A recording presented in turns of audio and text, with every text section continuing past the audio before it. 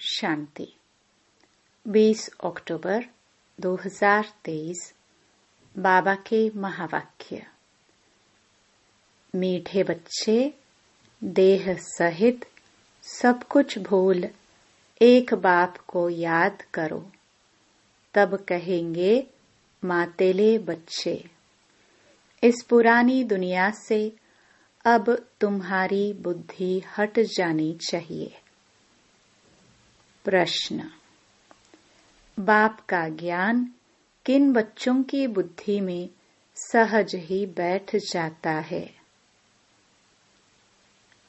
उत्तर: जो गरीब बच्चे हैं, जिनका मोह नष्ट है और बुद्धि विशाल है, उनकी बुद्धि में सारा ज्ञान सहज बैठ जाता है।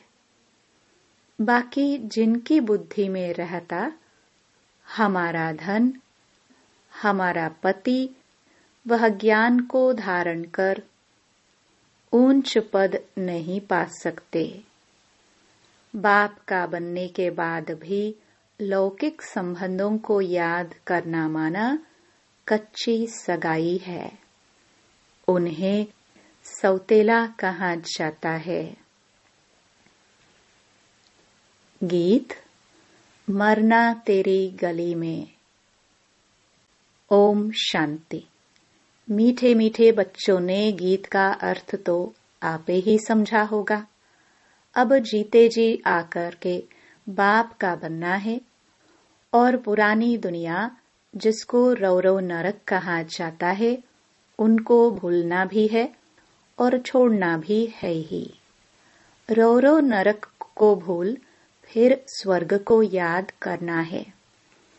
अपने को आत्मा समझ अपने बाप को याद करना है। पुरानी दुनिया बुद्धि से हट जानी चाहिए। उनके लिए पुरुषार्थ चाहिए। यह है जन्म जन्मांतर का कर्म बंधन। एक जन्म का नहीं, जन्म जन्मांतर का कर्म बंधन है। कितने पाप किस किस के साथ किए हैं, वह सब जन्म ले भोगने पड़ते हैं। तो इस कर्म बंधन की दुनिया को भूल जाना है। यह छीछी दुनिया है, पतित शरीर है ना, इससे मोह मिटाना है। गरीबों का मोह सहज मिट जाता है। साहूकारों का मुश्किल मिटता है। वह समझते हैं हम स्वर्ग में सुखी बैठे हैं, गरीब दुखी हैं। यूं तो सारा भारत गरीब है। फिर उनमें भी जो गरीब हैं, वह झट उठाते हैं। उन्हों के लिए ही बाप आते हैं। गरीबों को जास्ती वर्षा मिलता है। सब सेंटर्स में देखो, साहूकार कोई मुश्किल ठहर सकते हैं। स्त्रियां भी गरीब घरों की ही आती हैं।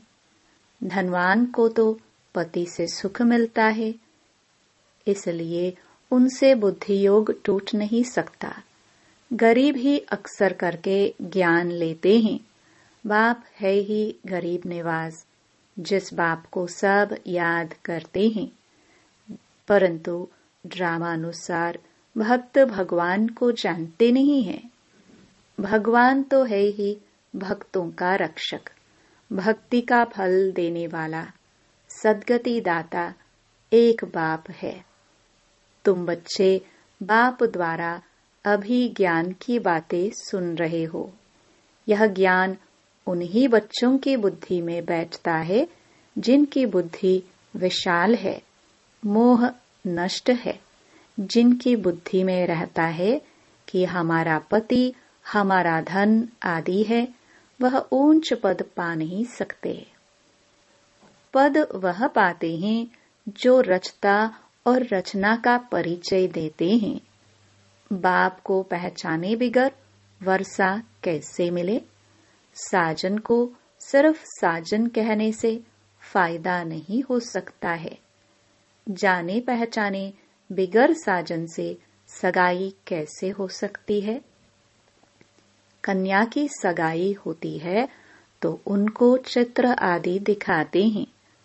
फलाने का बच्चा है, यह ऑक्यूपेशन है, आगे दिखलाते नहीं थे, ऐसे ही शादी करा देते थे। तो भी उनका ऑक्यूपेशन तो बताते हैं ना। यहाँ कोई कोई बच्चे अपने बाप को अथवा साजन को जानते ही नहीं हैं, तो सगाई कैसे हो? नंबरवार हैं। कईयों की कच्ची सगाई है, पारलौकिक साजन को याद नहीं करते, लौकिक साजन को, लौकिक संबंधियों आदि को याद करते रहते, तो गोया कच्ची सगाई है। उनको सौतेले बच्चे कहा जाता है, पक्के को मातेले बच्चे कहा जाता है। मातेले बच्चे बहुत थोड़े हैं, बच्ची में इतने पड़े, उनमें से कितने कच्चे निकल पड़े। अपने साजन को पहचानते ही नहीं, जैसे पारा हथेली पर ठहरता ही नहीं है ना, वैसे ही याद भी इतनी मुश्किल है। घड़ी घड़ी भूल जाते हैं। 25-30 वर्ष वाले भी पूरा याद नहीं कर सकते हैं। तुम जानते हो, पारलौकिक साजन स्वर्ग के 21 जन्म लिए महारानी महाराजा बनाने वाला है। सृष्टि के आदि मध्य अंत को जानने वाला है। सजनियों को इतना समझाते हैं तो भी बुद्धि में बैठता नहीं है। बुद्धि पुरानी दुनिया के बंधनों में भटकती रहती है। समझते नहीं है कि मैं बंधन में हूँ। संबंध तो चाहिए एक का, बाकी सब हैं बंधन। बच्चों को समझाया जाता है, एक से संबंध रखो। वह तुमको सृष्टि के आदि मध्य अंत की शिक्षा देते हैं। तुम जानते हो, आधा कल्प है ज्ञान कांड, आधा कल्प है भक्ति कांड। ज्ञान कांड में तो 21 जन्मों का वर्षा मिलता है। वहाँ है सतो प्रधान, फिर सतो प्रधान से नीचे सतो में, फिर सतो से गिरकर रजो में आना है। अब सतो पूरा होता तो ज्ञान कांड पूरा हो जाता है। द्वापर से भक्ति शुरू होती है, वह भी पहले सतो प्रधान भक्ति होती है, फिर भक्ति भी सतो रजो तमो में आती है। व्यभिचारी होने से भक्ति फिर गिरती जाती है। अब यह जानना और किसको समझाना तो बहुत सहज है। तुम बच्चों को रौरो नरक से संबंध तोड़ एक से रखना चाहिए। एक बाप से संबंध रखने की प्रैक्टिस करो। बाप को याद करने से ही विकर्म विनाश होंगे। गरीब अच्छी मेहनत करते हैं तो बलिहारी गरीबों की है। बाप भी गरीबों पर बलिहार जाते हैं। शुरुआत में कितने गोप थे, कितनी माताएं थी, कितने खत्म हो गए, बाकी थोड़े रहे हैं। माताएं भी थोड़ी रही। हाँ, कोई कोई साहूकार घर की भी रह गई, जैसे क्वीन मदर, देवी आदि। अब तुम्हें मूल बात समझानी है कि जिस भगवान को सब याद करते हैं, उसका परिचय क्या है। पतित पावन बाप जो राजयोग सिखलाकर नर से नारायण बनाते हैं, उनको नहीं जानेंगे तो तुम पाप करते रहेंगे, बाप को गाली देते रहेंगे। सम्मेलन तो बहुत होते रहते हैं, वहां पर समझाने वाले बड़े तीखे चाहिए। समझाना चाहिए, तुम वेदों की महिमा समझते हो, परंतु इससे कोई फायदा तो होता नहीं। फायदा तो एक बाप से ही होता है, जिसको हम जानते हैं, तुम नहीं जानते हो। आओ तो हम आपको समझाए। बाप को पहचाने बिना वर्षा कैसे मिलेगा। बाप का वर्षा है मुक्ति, जीवन मुक्ति, गति सदगति। यह अक्षर सुनाते ही बाप हैं। तुम बच्चों को याद रखना चाहिए। और कोई चीज से फायदा नहीं। बाप को और रचना के आदि मध्य अंत को जानना है। इसमें भी आधा कल्प है भक्ति कांड, आधा कल्प है सद्गति ज्ञान कांड। भल सम्मेलन करते हैं परंतु खुद ही मूंझे हुए हैं, समझते कुछ भी नहीं। तुम्हें सबको बाप का परिचय देना है। जब बहुतों को परिचय मिल जाएगा तब कहेंगे कमाल है, यह तो सारे सृष्टि के आदि मध्य अंत का राज चित्रों सहित बतलाते हैं। माताओं को बड़ा नशा रहना चाहिए। पुरुष मदद करने लिए तैयार हैं, डायरेक्शन बाप देते हैं, करना कन्याओं माताओं को है। आजकल कन्याओं माताओं की महिमा जास्ती है। गवर्नर प्राइम मिनिस्टर भी माताएं बनती हैं। एक तरफ हैं वह माताएं, एक तरफ हो तुम पांडवों की माताएं। उन्हों की उछल जास्ती है क्योंकि उनका राज्य है। तुमको तो 3 पैर पृथ्वी के भी नहीं मिलते हैं। बाप तुम बच्चों को अनेक राज समझाते रहते हैं। तुम अभी स्वर्ग का वर्षा पाते हो। साजन तुमको श्रृंगारते हैं, महारानी बना देते हैं। ऐसे साजन से बुद्धि योग न रखना, यह तो बड़ी भारी भूल है। बच्चों को समझाते तो बहुत हैं, तुम सिर्फ ज्ञान और भक्ति का कॉन्ट्रास्ट बताओ। भारत में ही गाया हुआ है, दुख में सिमरण सब करे, सुख में करे न कोई। सुख में क्यों याद करेंगे? अभी वह दुनिया स्थापन हो रही है, परंतु सुख का वर्षा भी पूरा लेना चाहिए। मात पिता जानते हैं हर एक कितना लायक है। मौत जब नजदीक आएगी तो बताएंगे तुमने पुरुषार्थ पूरा नहीं किया है, तब तुम्हारा ऐसा हाल हुआ है। वह भी बताएंगे कि तुम किस किस्म की प्रजा में जाएंगे, किस किस्म के नौकर चाकर बनेंगे, सब बताएंगे। अच्छा, कई बच्चे समझते हैं आज हमने मुरली बहुत अच्छी चलाई, परंतु नहीं, यह तो शिव बाबा आकर मदद करते हैं। अपना अहंकार नहीं होना चाहिए। तुमको तो बाप सिखलाते हैं जो तुम सुनाते हो। बाप ना होता तो तुम्हारी मुरली काहे की? मुरलीधर के बच्चों को मुरलीधर बनना चाहिए, नहीं तो ऊंच पद पा नहीं सकेंगे। भल कुछ न कुछ फायदा हो जाता है। कोई सेंटर खोलते हैं तो बहुत आशीर्वाद मिलती है। इतना समय पढ़ाई की है तो आपे ही सर्विस कर सेंटर जमाना चाहिए। खुद सीखते हैं तो क्या औरों को नहीं सिखला सकते? ब्रह्मा कुमारी की मांगनी करते हैं तो बाबा समझ जाते हैं शायद खुद में इतना ज्ञान नहीं है। बाकी यहाँ आकर क्या करते हैं? बाबा तो समझाते हैं बादल आए रिफ्रेश होकर जाए, वर्षा बरसाए, नहीं तो पद कैसे पाएंगे? मम्मा बाबा कहते हो तो गद्दी पकड़ कर दिखाओ। यह भी कोई को अहंकार नहीं आना चाहिए कि हमने दिया।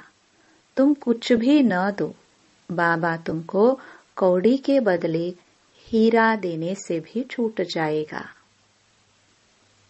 अच्छा, मीठे मीठे सिखिलदे बच्चों प्रति मात पिता बाप दादा का याद प्यार और गुड मॉर्निंग।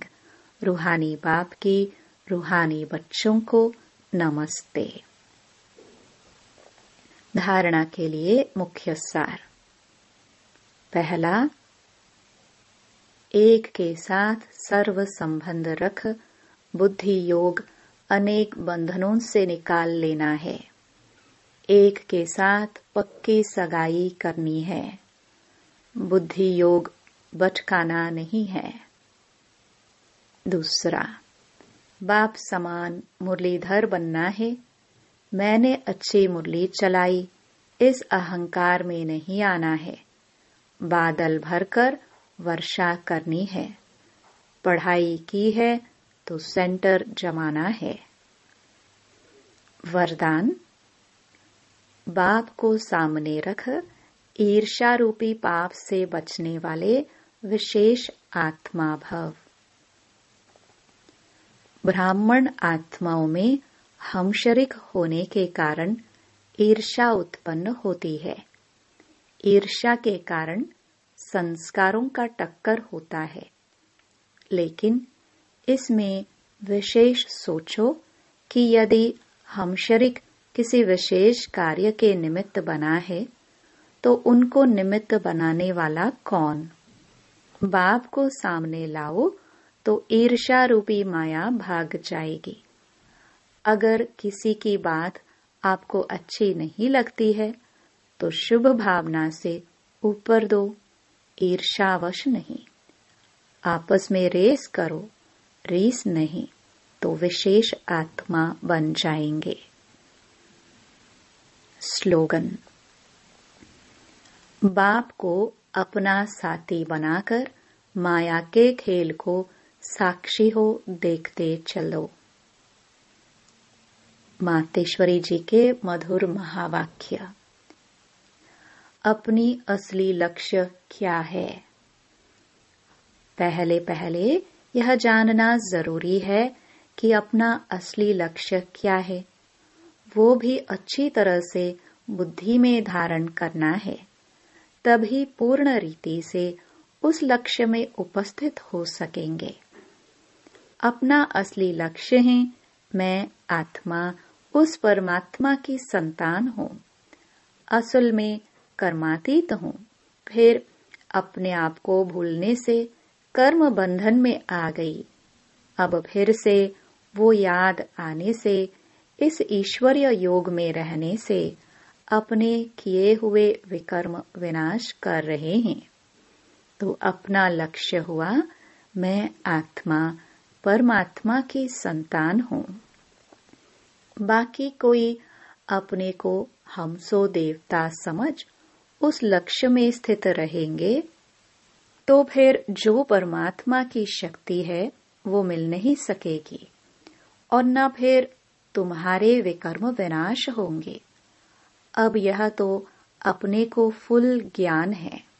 मैं आत्मा परमात्मा की संतान कर्मातीत हो भविष्य में जाकर जीवन मुक्त देवी देवता पद पाएंगे।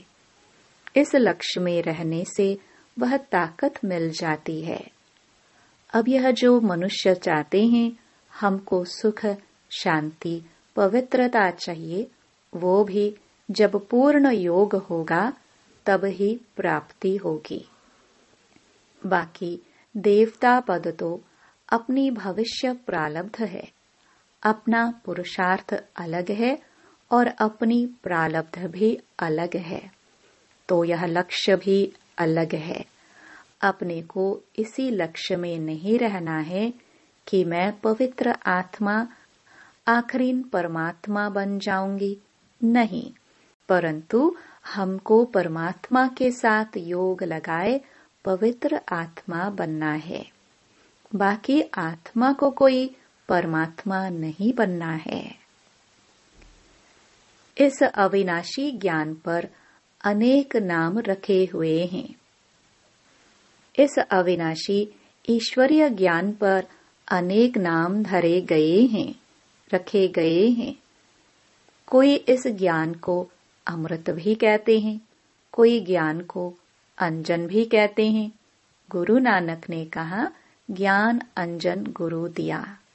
कोई ने फिर ज्ञान वर्षा भी कहा है, क्योंकि इस ज्ञान से ही सारी सृष्टि सब्ज हरी भरी बन जाती है।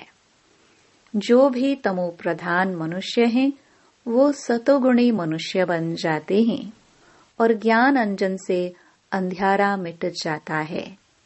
इस ही ज्ञान को फिर अमृत भी कहते हैं, जिससे जो मनुष्य 5 विकारों की अग्नि में जल रहे हैं, उससे ठंडे हो जाते हैं। देखो, गीता में परमात्मा साफ कहता है, कामेषु क्रोधेषु, उसमें भी पहला मुख्य है काम, जो ही 5 विकारों में मुख्य बीज है। बीज होने से फिर क्रोध, लोभ, मोह, अहंकार आदि झाड़ पैदा होता है। उससे मनुष्यों की बुद्धि भ्रष्ट हो जाती है। अब उसी ही बुद्धि में ज्ञान की धारणा होती है। जब ज्ञान की धारणा पूर्ण बुद्धि में हो जाती है, तब ही विकारों का बीज खत्म हो जाता है। लोग तो सिर्फ ऐसे ही कहते हैं कि मर्यादा में रहो, परंतु असल मर्यादा कौन सी थी? वो मर्यादा तो आजकल टूट गई है। कहाँ वो सतयुगी, त्रेतायुगी देवी देवताओं की मर्यादा, जो गृहस्थ व्यवहार में रहकर कैसे निर्विकारी प्रवृत्ति में रहते थे। अब वो सच्ची मर्यादा कहाँ है? आजकल तो उल्टी विकारी मर्यादा पालन कर रहे हैं। एक दो को ऐसे ही सिखलाते हैं कि मर्यादा में चलो। मनुष्य का पहला क्या फर्ज है, वो तो कोई नहीं जानता। बस इतना ही प्रचार करते हैं कि मर्यादा में रहो, मगर इतना भी नहीं जानते कि मनुष्य की पहली मर्यादा कौन सी है। मनुष्य की पहली मर्यादा है निर्विकारी बनना। अगर कोई से ऐसा पूछा जाए, तुम इस मर्यादा में रहते हो, तो कह देते हैं, आजकल इस कलयुगी सृष्टि में निर्विकारी होने की हिम्मत नहीं है। अब मुख से कहना कि मर्यादा में रहो, निर्विकारी बनो, इससे तो कोई निर्विकारी बन नहीं सकता। निर्विकारी बनने के लिए पहले इस ज्ञान तलवार से इन 5 विकारों के बीज को खत्म करना है, तब ही विकर्म भस्म हो सकेंगे। अच्छा, ओम शांति।